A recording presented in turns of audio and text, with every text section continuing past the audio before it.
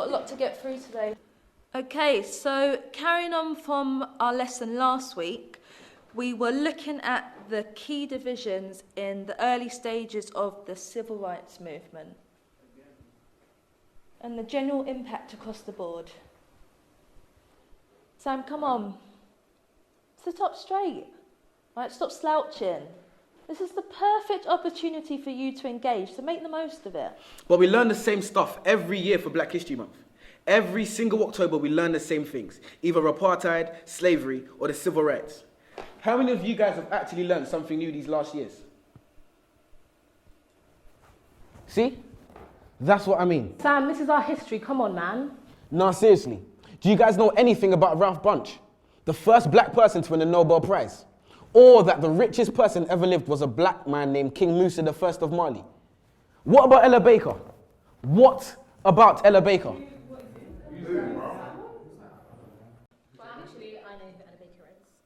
One of the most influential women of the civil rights movement. This is why I can't take Black History Month seriously, man.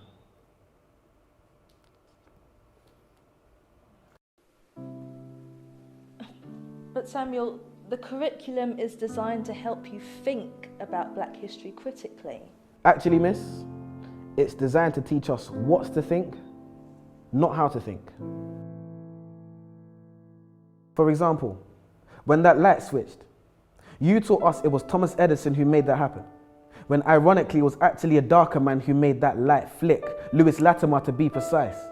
Quite nice when you're talking about Mr. Hamilton and his racing car, but red lights stop. We're always taught that Martin Luther King had a dream, man. But those dreams can't be achieved because our brains are in chains, our minds are enslaved, so we won't get our redemption. Morgan, free, man. Will we ever be free, man? And leave this state of imprisonment?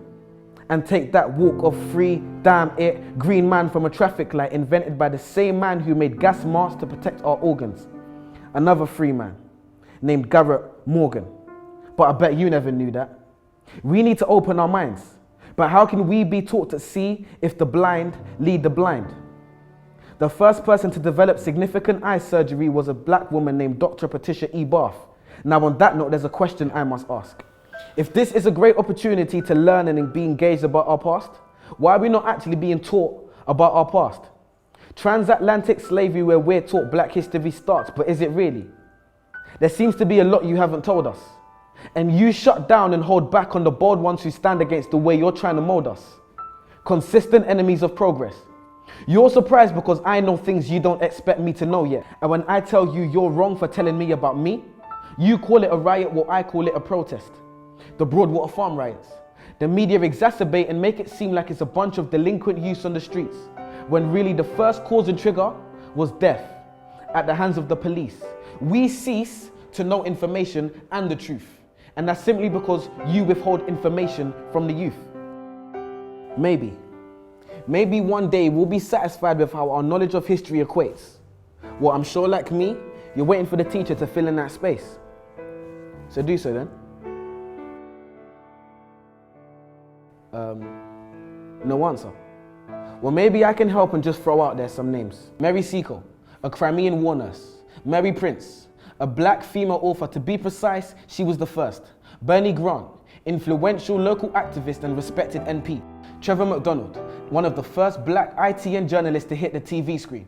Jamal Edwards and SBTV. And when Fuse ODG brought the Azonto dance to the UK, and my foot swayed to the left and to the right like the wipers of a car's windscreen, and DJ Abrante brought Afro beats to the streets. See, it's funny when we think of our childhood memories. A man who was actually funny, Lenny Henry. Many others, and the list continues. Marcus Garvey, Haile Selassie, Bob Marley, Ignatius Sancho, Tupac, Fela Kuti, Muhammad Ali, Maya Angelou, R.I.P., Kwame Nkrumah, the first Ghanaian president who retained independence from England, the Windrush ship which brought Caribbeans to Britain. So much to learn in just 1 month. A tip of the iceberg, a tiny grace.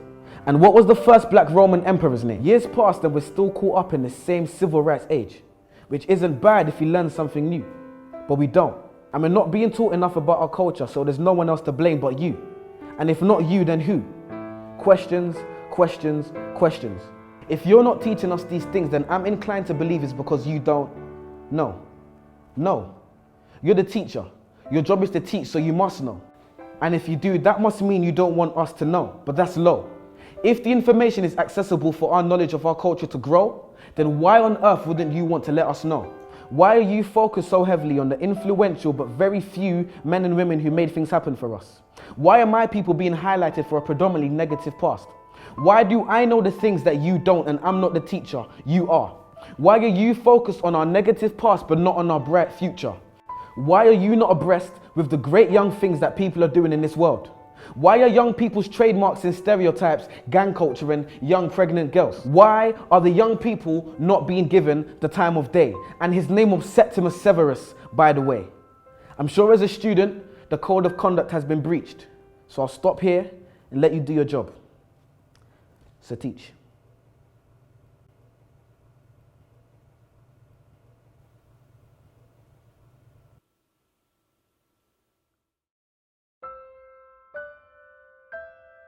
Okay, yo peoples, how's it going? It's your boy Samuel King. This is my poem, What I Wasn't Taught in School.